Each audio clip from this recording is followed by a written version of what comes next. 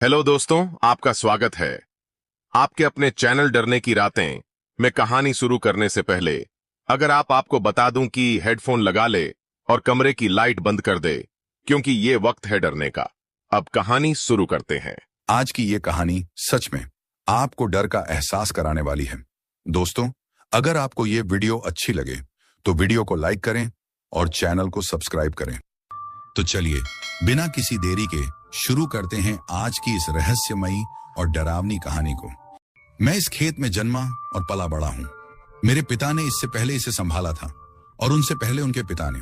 हम सब ने इसी जलते सूरज के नीचे मेहनत की, इसी मिट्टी को जोता और इसी सुनहरी गेहूं की फसल को काटा जिसने हमारे गांव का पेट भरा। यह जमीन ही मेरी पहचान थी, यही मेरा विश्वास थी। लेकिन अब मैं इस पर भरोसा नहीं कर सकता। इस मौसम में कुछ बदल गया था। शुरुआत छोटी छोटी अजीब बातों से हुई जिन्हें मैंने पहले थकान समझकर नजरअंदाज कर दिया। हवा में अनजानी सरगोशियां सुनाई देने लगी। ऐसा लगता जैसे कोई मुझे देख रहा हो, जबकि चारों ओर वीरानी थी। मेरे खेत की बाड़ पर बैठे कौवे, जो आमतौर पर फड़फड़ाकर उड़ जाते, अब बस वहीं टिके रहते, अपनी काली निर्जीव आंखों से मुझे घूरते, जैसे उन्हें कुछ पता हो जो मुझसे छुपा हुआ था। पर मैंने ध्यान नहीं दिया, क्योंकि किसान के पास इन अंधविश्वासों के लिए समय नहीं होता। जमीन मेहनत मांगती है, तुम्हारे हाथों की, तुम्हारे पसीने की, कभी कभी तुम्हारे खून की भी। अगर तुम उसे नहीं देते तो जमीन तुम्हें निगल जाती है। पर जैसे जैसे दिन बीतते गए, मेरा खेत मुझे अपना नहीं लगा। गेहूं की फसल समय से सुनहरी नहीं हुई, बल्कि अजीब तरह से हरी ही बनी रही। रात में मैंने अपने घर के बाहर धीमे घिसटते हुए कदमों की आवाजें सुनी। वे मेरे लकड़ी के घर के चारों ओर घूमती। जब भी मैं दरवाजा खोलता, किसी चोर या किसी आवारा जानवर की तलाश में, वहां कुछ नहीं होता, बस सूनी काली रात और मेरे खेत जो अंधेरे में दूर तक फैले हुए थे।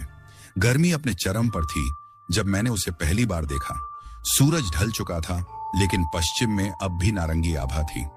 मैं कुएं के पास खड़ा था, माथे से पसीना पोंछते हुए, जब मैंने अपने खेत के सुदूर छोर पर एक परछाई देखी। फसल की आखिरी कतार के ठीक उस पार एक औरत, वह वहां खड़ी थी, बिल्कुल स्थिर। उसकी आधी काया ऊंचे गेहूं में छिपी हुई थी। उसके लंबे रात के अंधकार जैसे काले बाल उलझे हुए थे, मानो जमीन की जड़ों में फंस गए हों। उसकी पोशाक फटी हुई थी और हल्की हवा में लहर रही थी। पहले मैंने सोचा कि वह कोई मुसाफिर होगी जो रास्ता भटक गई हो। कौन है वहां? मैंने आवाज दी। मेरे शब्द उस सूने खेत में बहुत छोटे लग रहे थे। उसने कोई जवाब नहीं दिया। मेरे चारों ओर हवा ठहर गई। कीट पतंगे जो अभी तक झिंगुरों की तरह गूंज रहे थे, अचानक चुप हो गए। गेहूं की फसल में बहती हवा जो कुछ क्षण पहले तक महसूस हो रही थी, जैसे कहीं खो गई। मैंने एक कदम आगे बढ़ाया। भीतर कहीं कोई आवाज मुझे रोकने की कोशिश कर रही थी। क्या तुम्हें मदद चाहिए? मैंने फिर पूछा। तब वह हिली, पर किसी इंसान की तरह नहीं। उसकी देह हवा में तैर रही थी, जैसे कोई अदृश्य ताकत उसे आगे बढ़ा रही हो। उसके पैर जमीन से पूरी तरह उठे भी नहीं थे, मगर वह सरकती चली आ रही थी। लेकिन यह सबसे डरावनी बात नहीं थी। जैसे ही वह आगे बढ़ी, डूबते सूरज की आखिरी किरणें उसकी पूरी आकृति पर पड़ी और मैंने देखा उसके पैर उलटे थे। एक ठंडी सिहरन मेरी रीढ़ में दौड़ गई। मेरी सांसें अटक गईं। मैं अनायास ही पीछे हट गया। मेरा दिल पसलियों से टकरा रहा था। चुड़ैल, यह शब्द मेरे दिमाग में कौंधा, इससे पहले कि मैं इसे रोक पाता। मैंने यह देखने का इंतजार नहीं किया कि वह क्या करने वाली थी। मैं मुड़ा और भाग खड़ा हुआ। हर बार जब मैं अपनी आंखें बंद करता, मुझे वही दृश्य दिखता। वह मेरे खेत में खड़ी थी, उसके मांस में धंसे हुए उलटे पैर, उसकी खाली भयावह आंखें जो मुझे चीर कर देख रही थी। अगली सुबह मैंने खुद को समझाया कि यह सब मेरी थकान का नतीजा था। आंखों का धोखा, कोई सपना जो खुली आंखों से देख लिया। मुझे अपने काम पर ध्यान देना था, पर जब मैं बाहर निकला तो मेरी रूह कांप गई। पद चिन्ह, मिट्टी पर गहरे निशान थे, मेरे घर के चारों ओर घूमते हुए। पर सबसे अजीब बात यह थी कि ये पद चिन्ह उलटे थे, जैसे जो भी यहां आया था वह पीछे की ओर चल रहा था। मैं वहीं जम गया। मेरा खून ठंडा पड़ने लगा। गांव के बुजुर्ग अक्सर ऐसी बातों के बारे में कहते थे, पीढ़ी दर पीढ़ी चली आ रही कहानियां। उन औरतों की जो गुस्से और बदले की भावना के साथ मरी थी, जो मरकर भी लौट आई थी चुड़ैलों के रूप में। मैंने हमेशा इन बातों को अंधविश्वास समझकर हंसी में टाल दिया था। अब तक कांपते हाथों से मैंने उन पद चिन्हों का पीछा किया। वे मुझे खेत तक ले गए, वही जगह जहां मैंने उसे पहली बार देखा था।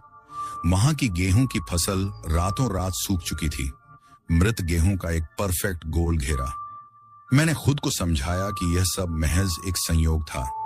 अंधविश्वासों का किसान की जिंदगी में कोई स्थान नहीं होता। अगर हम हर दावे से डरते रहते तो कभी खेतों में बीज न बोते, कभी फसल न काटते। मैंने अपने डर को पीछे धकेल दिया, पर जमीन मुझे भूलने नहीं दे रही थी। रात में मैंने सुनी सरगोशियां, पहले धीमी, गेहूं के खेतों की सरसराहट के पीछे छुपी हुई, फिर वे तेज होने लगी। वे मेरा नाम पुकार रही थी, वे खेतों से आ रही थी। मैंने दरवाजा नहीं खोला। सुबह सड़ांध, मैंने जैसे ही आंखें खोली, मेरे नथुनों में एक भयानक बदबू घुस गई, सड़ते हुए मांस की गंध। मैं भागकर बाहर गया और मेरा दिल डूब गया। कुआं, मेरे एकमात्र पानी के स्रोत का पानी काला पड़ चुका था। कुएं की पत्थरों पर एक गाढ़ा टार जैसा पदार्थ चिपका हुआ था। बदबू इतनी तीव्र थी कि मेरा दम घुटने लगा। मैंने बाल्टी नीचे डाली, डरते हुए, सावधानी से। जब मैंने उसे वापस खींचा, पानी लाल था, खून जैसा। गांव के बुजुर्ग, मेरा सीना घबराहट से कस गया। मैं भागकर गांव के सबसे बुजुर्ग व्यक्ति के पास पहुंचा, एक बूढ़ा जिसने अपनी जिंदगी में बहुत कुछ देखा था। जैसे ही मैंने उसे सब बताया, उसका चेहरा काला पड़ गया। तुमने उसे देख लिया है ना? मैंने संकोच किया, फिर धीरे से सिर हिला दिया। वह गहरी सांस लेकर अपना माथा मलने लगा।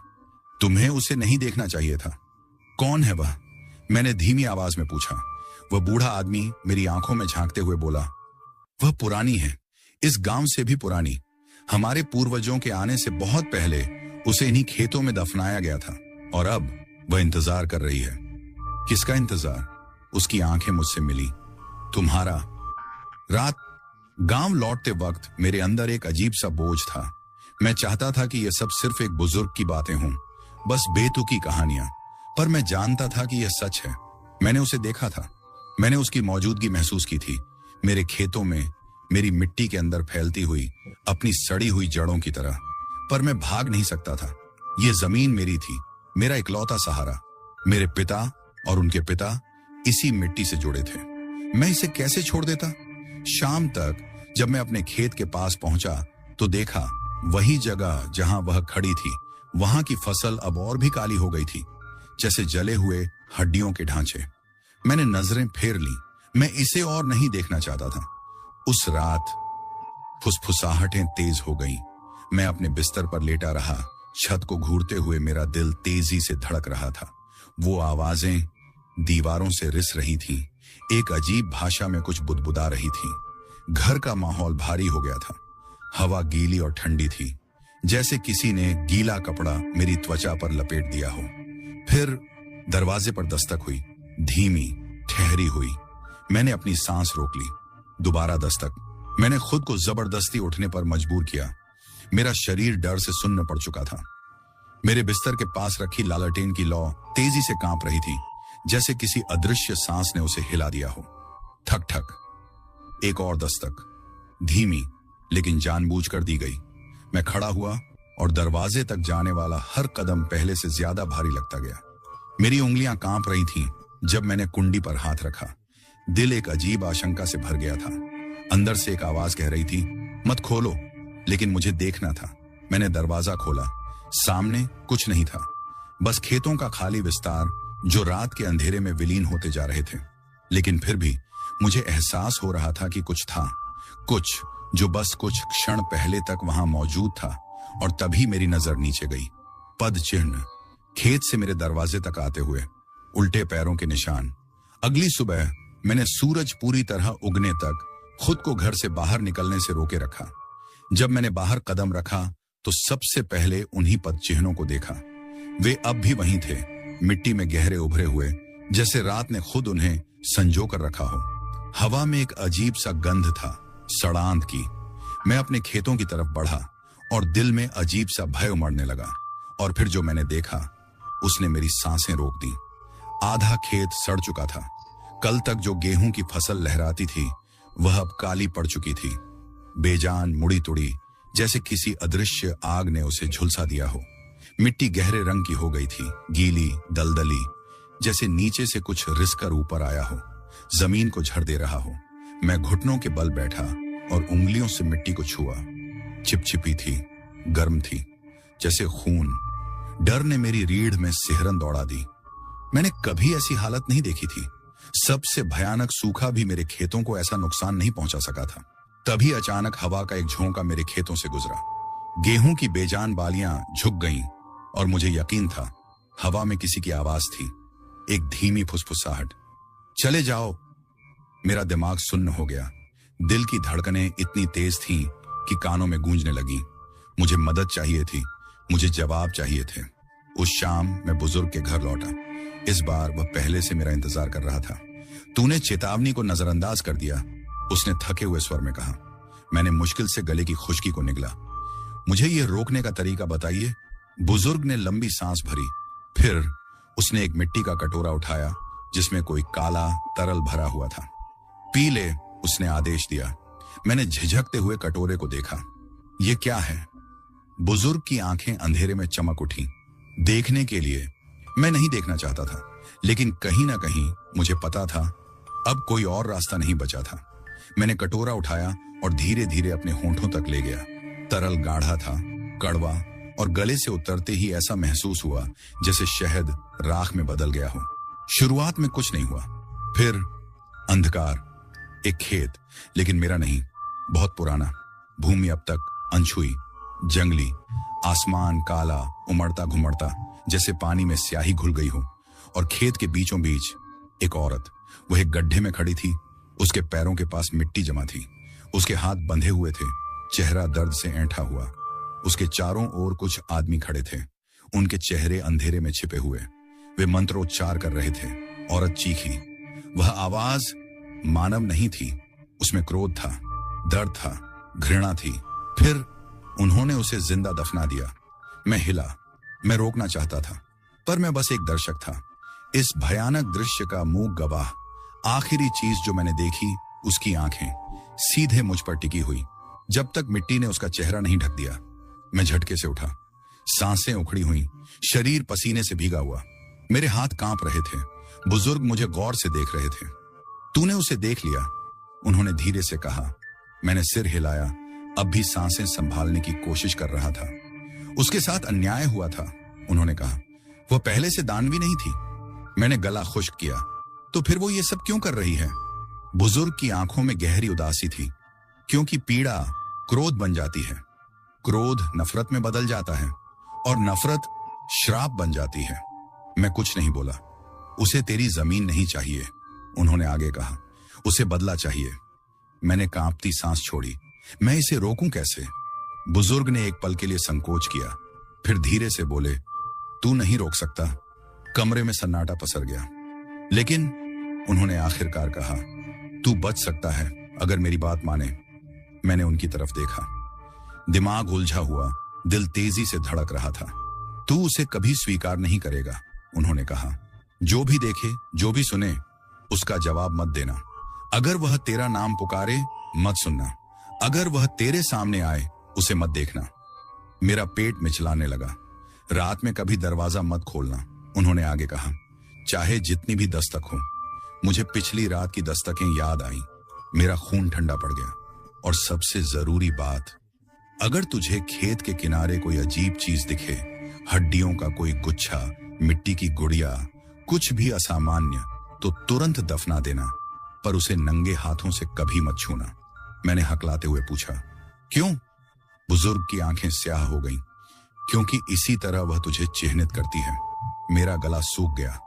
अगर मैं पहले ही चिह्नित हो चुका हूं तो? बुजुर्ग कुछ देर तक चुप रहे, फिर उन्होंने लंबी सांस छोड़ी और खड़े हो गए। तो बेटा, तेरा ज्यादा समय नहीं बचा। मैं सूर्यास्त से पहले घर लौट आया। दिल जोर जोर से धड़क रहा था। हर परछाई गहरी लग रही थी।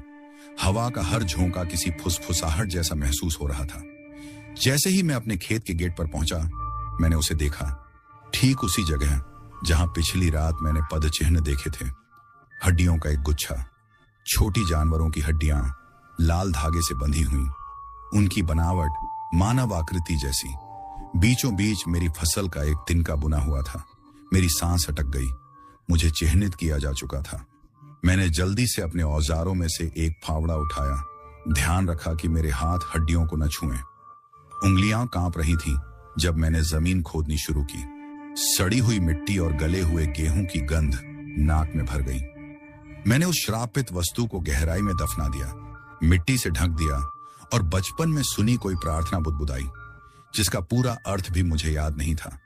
मुझे नहीं पता कि इससे कुछ बदलेगा या नहीं, पर मुझे कोशिश करनी ही थी। सूरज नीचे डूब गया। आसमान एक नीले काले जख्म जैसा लगने लगा। मैंने हर दरवाजा, हर खिड़की बंद कर ली, कोई दरार खुली नहीं छोड़ी और फिर इंतजार करने लगा। रात उतर आई। मैं जागता रहा। मैंने लालटेन नहीं जलाई।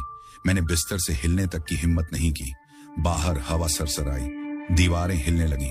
फिर थक थक थक मैंने अपनी मुट्ठियां भींच ली। दरवाजा मत खोलो, जवाब मत दो। एक पल की खामोशी, फिर एक आवाज, धीमी, फुसफुसाती हुई, जानी पहचानी। दरवाजा खोल, मुझे ठंड लग रही है। मेरा शरीर जकड़ गया। ये माँ की आवाज थी, पर माँ तो 10 साल पहले मर चुकी थी।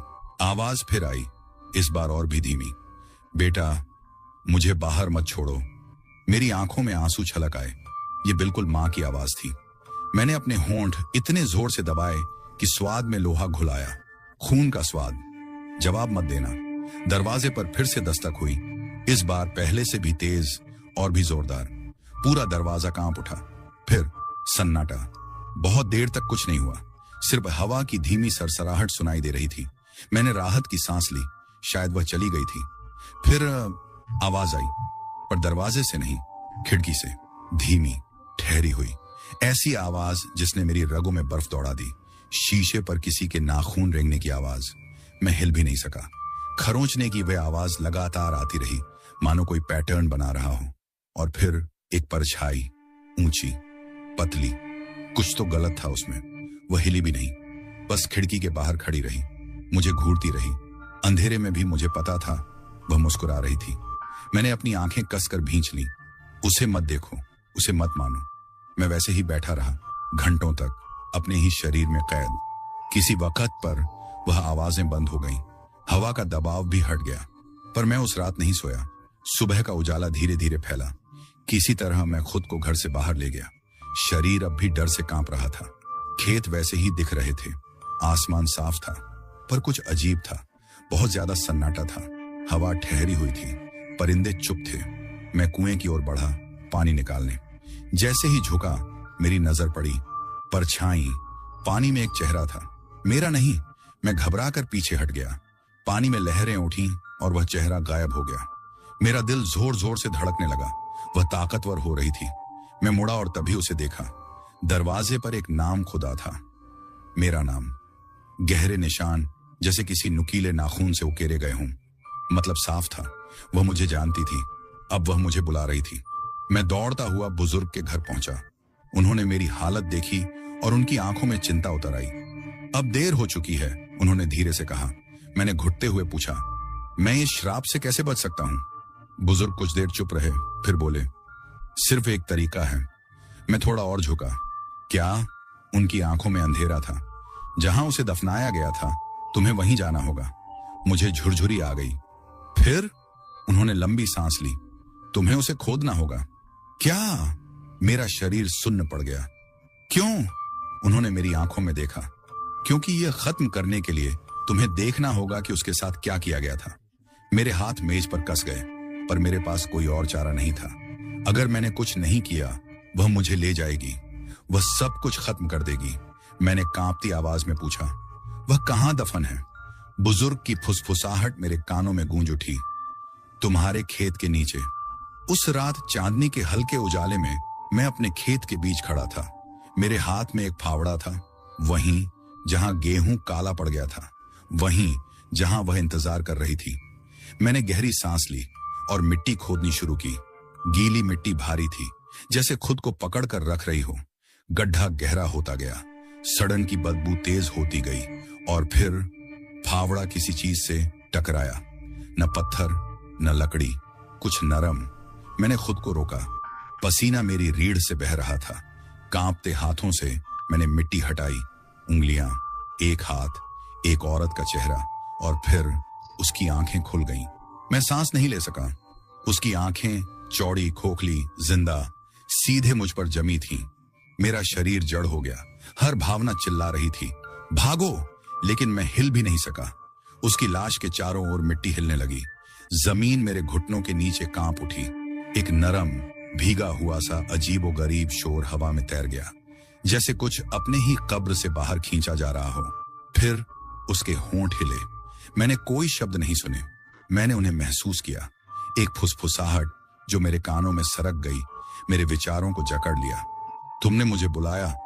मैं हाँफ उठा, पीछे की ओर गिर पड़ा। नहीं नहीं, मैंने ऐसा कुछ नहीं किया। मैं तो बस उसे रोकने की कोशिश कर रहा था। हवा खेतों में गूंज उठी। उसकी फुसफुसाहट चारों दिशाओं में फैल गई। अब यह बताना मुश्किल था कि वह कहां थी, या शायद वह हर जगह थी। और फिर वह हिली। एक हाथ, सफेद सड़ा गला, अचानक ऊपर उठा और मेरी कलाई पकड़ ली। बर्फ, दर्द, सड़ांध। मैं चीख पड़ा। उसकी पकड़ और कस गई। जहां उसने मुझे छुआ, वहां आग और बर्फ का एक साथ एहसास हुआ।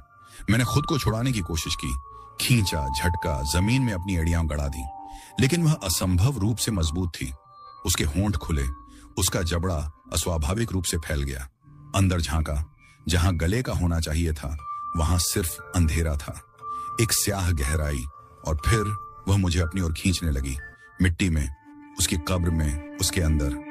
तभी एक आवाज, गहरी गूंजती हुई, जितनी पुरानी यह जमीन थी। बुजुर्ग। वह खेत के किनारे खड़ा था, मंत्र बुदबुदा रहा था। शब्द मेरे लिए नहीं थे, वे उसके लिए थे। उसकी पकड़ ढीली हुई। मैंने खुद को झटका और पीछे गिर पड़ा। मिट्टी में हांफते हुए गिरा, और वह चीख पड़ी, दर्द में नहीं, क्रोध में। उसका शरीर मुड़ने लगा, जैसे कोई टूटी हुई गुड़िया हो। हाथ पैर ऐसे झूल गए जैसे किसी और दिशा में ही लग गए हों। बुजुर्ग ने अपना मंत्र जारी रखा। हवा गूंज उठी। गेहूं की फसल जमीन पर झुक गई, जैसे किसी अनदेखी शक्ति के आगे नतमस्तक हो रही हो। और फिर वह शांत हो गई। एक पल के लिए सब कुछ थम गया। फिर उसने कहा, तुम्हें लगता है कि कुछ शब्द मुझे रोक सकते हैं? बुजुर्ग एक पल के लिए ठिठक गया, और उसी क्षण उसने हमला किया। हवा तेज हो गई, दुनिया अंधेरे में डूब गई, और फिर मैंने सब कुछ देख लिया। मैं अपने खेत में नहीं था, मैं उसके अतीत में था। एक अलग समय, एक अलग दुनिया। मैंने गांव को देखा, छोटा, अनगढ़, आधुनिक, हाथों से अछूता। लोग, मैं उन्हें पहचानता था, उनके चेहरे जाने पहचाने, लेकिन अधिक युवा। और फिर मैंने उसे देखा। वह एक समय में खूबसूरत थी, इससे पहले कि उन्होंने उसे नष्ट कर दिया। लंबे काले बाल, गहरी आंखें, लाल साड़ी में सजी एक औरत। वह खेत में खड़ी थी, उसी खेत में जो अब मेरा था। मैंने देखा कुछ आदमी उसकी ओर बढ़े, गांव वाले। उसका चेहरा भय में ऐंठ गया। मैं उनके शब्द नहीं सुन सका, लेकिन मैं जानता था कि वे क्या कह रहे थे। मैं जानता था कि वे क्या करने वाले थे। उन्होंने उसे डायन कहा, खेतों में सूखा पड़ने का दोष उस पर मढ़ दिया, बीमारी के लिए उसे दोषी ठहराया, फिर उसे जिंदा दफना दिया, यहीं उसी जमीन के नीचे जिसे अब मैं जोतता हूं। मैंने देखा वह मिट्टी को खुरच रही थी, चीख रही थी, गिड़गिड़ा रही थी। कोई नहीं सुन रहा था, कोई मदद के लिए नहीं आया। आखिरी चीज जो उसने देखी थी, उससे पहले कि मिट्टी उसे हमेशा के लिए निगल जाए, वह चांद था। और फिर अंधेरा। मैं हड़बड़ाकर उठा, मेरी सांसें तेज थीं, शरीर पसीने से भीग चुका था। खेत स्थिर था, बुजुर्ग गायब था, और वह मेरे ऊपर खड़ी थी, वही औरत जिसे मैंने उस दर्शन में देखा था। लेकिन अब वह कुछ और बन चुकी थी। उसका एक समय का सुंदर चेहरा अब विकृत था, तेज हड्डियों पर कसा हुआ। उसकी आंखें अंतहीन अंधेरा, उसका मुंह एक भयावह मुस्कान। वह जानती थी कि मैंने देख लिया है, और अब वह चाहती थी कि मैं भी वहीं भुगतूं। अब तो समझ गए ना, उसने फुसफुसाया। मैंने खुद को हिलाने की कोशिश की, लेकिन मैं हिल भी नहीं सका। वह और भी झुक गई। उसका चेहरा मेरे चेहरे से बस कुछ ही इंच दूर था। सड़ांध, मिट्टी, मौत। उसकी गंध मेरे फेफड़ों में भर गई। तू वही काटेगा जो उन्होंने बोया था। उसकी उंगलियां मेरे सीने पर आ टिकी, और मैंने महसूस किया, शाप अब उसका नहीं था, वह मेरा था। मुझे नहीं याद कि मैं घर तक कैसे पहुंचा। मुझे नहीं पता कि उस रात और क्या हुआ, बस इतना जानता हूं कुछ बदल चुका था। अगली सुबह जमीन मर रही थी, मेरी फसल सूख चुकी थी, मेरी मिट्टी काली पड़ चुकी थी, और गांव वाले, वे मुझे उसी तरह देखने लगे जैसे कभी उसे देखा था, डर के साथ, शंका के साथ। अब मैं सिर्फ एक किसान नहीं था, मैं शापित था, और जल्द ही मुझे समझ आ गया कि इसका मतलब क्या था। पहला संकेत, हवा। अब उसमें जमीन की सूखी जानी पहचानी महक नहीं थी, अब वह भारी थी, नम, सड़ी गली, जैसे किसी दफनाए गए शरीर की सांस, और वह फुसफुसा रही थी। पहले तो बहुत हल्की, सूखे पत्तों की सरसराहट जैसी, लेकिन जैसे जैसे दिन बीतते गए आवाजें साफ होने लगी। वे मेरा नाम पुकार रही थी, शिव, शिव। हर बार जब मैं बाहर जाता, ठंडे पसीने से नहा जाता, वे आवाजें मेरा पीछा कर रही थी, खेतों में, गांव में, मेरे अपने घर में। रात में मैंने उन्हें दीवारों के अंदर सुना, कोई मुझे देख रहा था और वह पास आ रहा था। दूसरा संकेत, बीमारी। ये मेरी फसलों से शुरू हुआ। गेहूं काला पड़ गया, सूख गया, जैसे किसी आग ने छू लिया हो। पशु चारा खाने से इनकार करने लगे, उनकी आंखों में कोई अनदेखा भय था। फिर वह मुझ तक पहुंच गई। यह मेरी कलाई पर हल्की सी खुजली से शुरू हुआ। मैंने ध्यान नहीं दिया। किसान की जिंदगी में छोटे मोटे घाव और कीड़े मकोड़े आम बात थी, लेकिन अगली सुबह वह फैल चुकी थी। मेरी चमड़ी पतली परतों में उतरने लगी और नीचे अंधकार था, काला, गहरा। मैंने उसे खुजलाया, रगड़ा, तब तक घिसता रहा जब तक खून नहीं निकल आया, लेकिन सड़ांत भीतर थी, बढ़ रही थी, फैल रही थी। तीसरी रात मैं अचानक हांफता हुआ जागा। कुछ मेरे गले में था। मैं कांपते हाथों से शीशे के सामने पहुंचा, मुंह खोला, और फिर मैंने देखा जड़ें पतली, काली, कीड़ों की तरह रेंगती हुई मेरे भीतर उग रही थी। मैंने मुंह से उल्टी की, खून, सड़ांध। बेसिन में गिरते ही दुर्गंध असहनीय हो गई। मैं जमीन पर गिर पड़ा, पूरे शरीर में झुरझुरी दौड़ गई, और तभी मैंने उसे हंसते सुना, धीमी, खोखली, मेरे ठीक पीछे। मैंने घूमकर देखा, कुछ नहीं, लेकिन शीशे में उसका चेहरा था, देखता हुआ, मुस्कुराता हुआ, इंतजार करता हुआ। हफ्ते के अंत तक गांव वालों को पता चल गया। मेरे खेत शापित हो चुके थे, मेरे पशु मुझसे दूर भागते थे, और मेरा शरीर बदल रहा था। वे धीमी आवाज में बात करते, उनकी आंखों में डर था। मैंने बाजार में उनकी फुसफुसाहट सुनी, वह छू लिया गया है। अब वह हम में से नहीं रहा, बिल्कुल उसकी तरह। उस रात वे मेरे घर आए, हाथों में जलती हुई मशालें, परछाइयों की एक भीड़ जो फीकी चांदनी के नीचे सरक रही थी। मुझे पता था कि वे क्या चाहते थे, मुझे पता था कि उन्होंने उसके साथ क्या किया था, और अब वे वही मेरे साथ करने आए थे। पहली चोट ने मुझे जमीन पर गिरा दिया। धूल भरे फर्श पर गिरते ही मैंने गर्म, धातु सी स्वाद वाली खून की धार महसूस की। किसी ने मेरे हाथ पकड़ लिए, रस्सी कसती चली गई, मेरी कलाई जल उठी। कृपया, मैंने गिड़गिड़ाया, पर किसी ने नहीं सुना। उन्होंने मुझे घसीटा, मिट्टी पर, उसी मिट्टी पर जिसने मुझसे विश्वासघात किया था, उसी मिट्टी में जहां उन्होंने उसे दफनाया था। मेरे लिए गड्ढा तैयार था, उथला, ताजा खोदा हुआ, मेरी कब्र। बुजुर्ग आगे बढ़ा। तूने ये खुद पर लादा है शिव, उसने धीमे स्वर में कहा। बाकी सभी ने सिर हिलाया, उनके चेहरे खाली, मृत जैसे। पहली मुट्ठी मिट्टी मेरे सीने पर गिरी, फिर दूसरी, फिर तीसरी। मिट्टी मेरे मुंह में भरने लगी, मेरी नजर धुंधली हो गई। मैंने लात मारी, चीखा, मुक्ति के लिए छटपटाया, पर वे रुके नहीं। फावड़े हवा में उठे, मिट्टी मुंह पर बरसने लगी। वजन मेरी पसलियों पर बढ़ता गया, मेरे फेफड़े जल उठे। आखिरी चीज जो मैंने देखी वह चांद था, वैसा ही जैसा उसने देखा था। मुझे मरने की याद नहीं, लेकिन मुझे जागने की याद है। मिट्टी मुझ पर जम चुकी थी, मुझे जकड़ चुकी थी, मेरी त्वचा के अंदर तक घुस चुकी थी। मैं हिल नहीं सकता था, मैं सांस नहीं ले सकता था, पर मैं मरा नहीं था, अभी नहीं। कहीं ऊपर गांव वालों की फुसफुसाहट अब भी सुनाई दे रही थी, मध्यम, धुंधली। और फिर मैंने उसे सुना।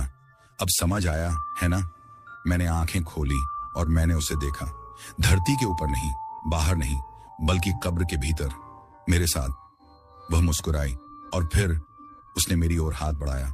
कब्र के अंदर कोई आवाज नहीं होती, कोई हवा नहीं, कोई रोशनी नहीं, सिर्फ वह अंधेरे में सरकती है।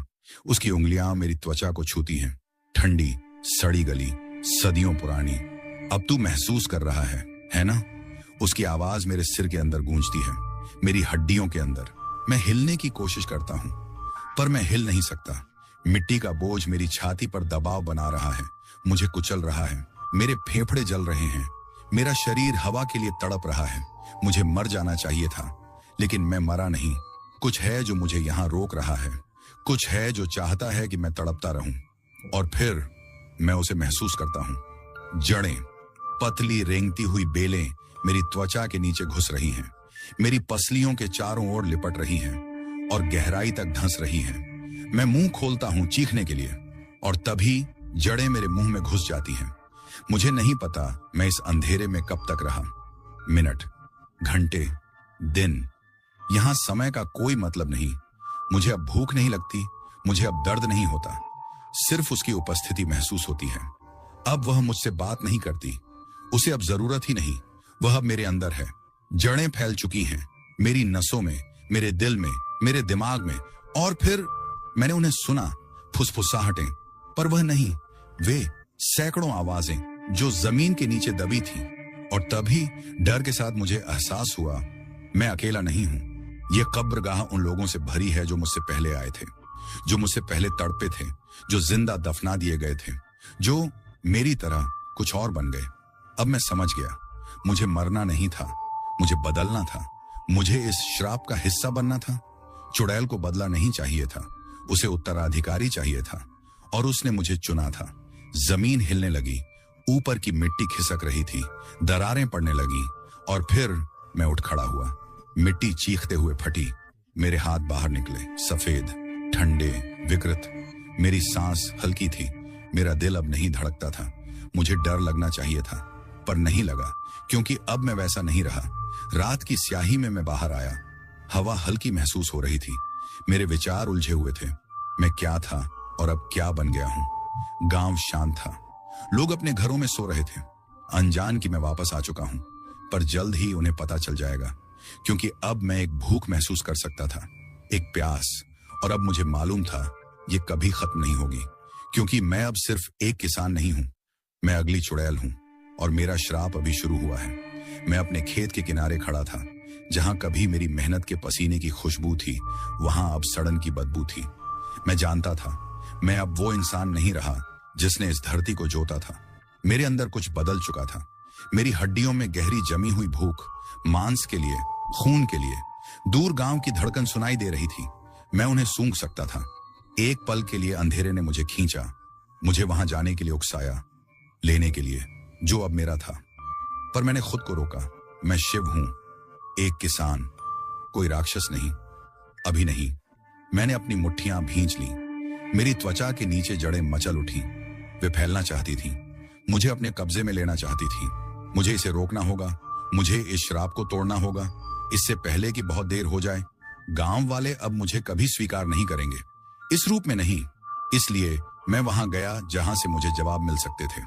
जंगल के किनारे खड़ा पुराना मंदिर, जहां गांव ने वर्षों से कदम नहीं रखा था। गांव वालों ने पुरानी परंपराओं को ठुकरा दिया था, पर अगर कहीं कोई उम्मीद थी तो वो सिर्फ वहीं थी। जैसे जैसे मैं घने पेड़ों के बीच से गुजरा, मुझे आवाजें सुनाई दी। श्रापित आत्माएं फुसफुसा रही थीं, तू बच नहीं सकता, अब तू हमारा है, वो तुझे कभी जाने नहीं देगी। मैंने उन्हें अनसुना कर दिया। मैं आगे बढ़ता गया। मंदिर मेरे सामने था, उसकी पत्थर की दीवारें लताओं से ढकी हुई, दरवाजे बस गिरने ही वाले थे, पर अंदर अंदर मेरी मुक्ति हो सकती थी। मैं अंदर कदम रखता हूं और हवा अचानक ठंडी हो जाती है। कुछ मेरी प्रतीक्षा कर रहा है, कुछ ऐसा जो मुझे शुरू से देख रहा था। मैं अकेला नहीं हूं। मंदिर के केंद्र में एक बूढ़ा साधु बैठा है, आंखें बंद, शरीर सिकुड़ा हुआ जैसे पुरानी चमड़ी, लंबे उलझे हुए बाल। मैं आगे बढ़ता हूं और वह अपनी आंखें खोलता है। वह देखता है कि मैं क्या बन चुका हूं। तू श्राप से जकड़ा हुआ है। उसकी आवाज सूखी जैसे बंजर जमीन। मैंने सिर हिलाया, हाथ कांप रहे थे। मुझे बचाओ। साधु ने मुझे देर तक घूरा, फिर उसने कुछ ऐसा कहा जिससे मेरी रूह कांप उठी। उसने तुझे चुना है, लेकिन तू अब भी लड़ सकता है। एक रास्ता था, लेकिन उसकी कीमत थी। साधु मुझे मंदिर के और भीतर ले गया। उसने मेरे सामने एक लोहे का कटोरा रखा। उसमें अजीब जड़ी बूटियां और जली हुई पत्तियां डाली। यह अनुष्ठान तेरे अंदर जमी जड़ों को जला देगा, वह बोला, लेकिन यह दर्दनाक होगा। मैं बिना सोचे बोल पड़ा, करो। वह मंत्र बुदबुदाने लगा, एक ऐसी भाषा में जिसे मैं समझ नहीं पाया। मंदिर की हवा भारी हो गई, दीवारें कांपने लगी। फिर दर्द शुरू हुआ। ऐसा लगा जैसे आग मेरी नसों में दौड़ रही हो। मेरे अंदर की जड़ें तड़प उठी। उन्होंने विरोध किया। मैं चीखता हुआ जमीन पर गिर पड़ा। वे और गहरी घुसने लगी। फिर मैंने उसे महसूस किया, उसकी जलती हुई नफरत। चुड़ैल, वह मेरे अंदर थी और वह मुझे छोड़ना नहीं चाहती थी। तू मेरा है, उसकी चीख गूंज उठी। अंधेरे जिंदा हो गए, पर मैं झुका नहीं। मैंने अपने दांत भींच लिए, अपने नाम को थामे रखा, अपनी आत्मा को थामे रखा, और फिर मैंने आग को अपने अंदर समा लिया। चुड़ैल मेरे सामने प्रकट हुई। अब वह सिर्फ परछाई नहीं थी, उसकी खाल राख जैसी पतली और कसी हुई, उसके नाखून लंबे काले, उसकी आंखें खाली। तू मुझसे बच नहीं सकता, वह फुसफुसाई। पर अब मैं जानता था, वह डरी हुई थी। अनुष्ठान असर कर रहा था। मैं झपटा, लोहे के कटोरे को उठाया, धधकते हुए जड़ी बूटियों को खुद पर डाल दिया। लपटें मेरी त्वचा को चाटने लगी, मेरे अंदर की जड़ें जलने लगी। चुड़ैल तड़प उठी, उसकी चीखों ने मंदिर को हिला दिया। उसका शरीर मरोड़ खा रहा था, फीका पड़ रहा था। मैंने उसकी पकड़ अपने अंदर से छूटते हुए महसूस की, और फिर वह चली गई। दर्द खत्म हो गया, फुसफुसाहटें शांत हो गईं, और पहली बार मैं सांस ले सका। जब मैं मंदिर से बाहर निकला, रात बीत चुकी थी। पहली किरणें आसमान में फैल रही थी। मैंने अपने हाथ देखे, काले निशान मिट चुके थे, जड़ें खत्म हो चुकी थी। मैं मुक्त था। मैं घुटनों के बल गिर पड़ा, आंखों से आंसू बह निकले। मैं बच गया था, लेकिन एक बात मैं जानता था, यह श्राप पूरी तरह कभी खत्म नहीं होता, न कभी होगा। और अगर गांव वालों ने फिर कभी भूतकाल को भुला दिया, अगर उन्होंने फिर से वही पाप दोहराए, तो चुड़ैल लौटेगी किसी नए शिकार की प्रतीक्षा में। तो दोस्तों, आज की कहानी यहीं खत्म होती है। उम्मीद है कि आपको यह कहानी पसंद आई होगी।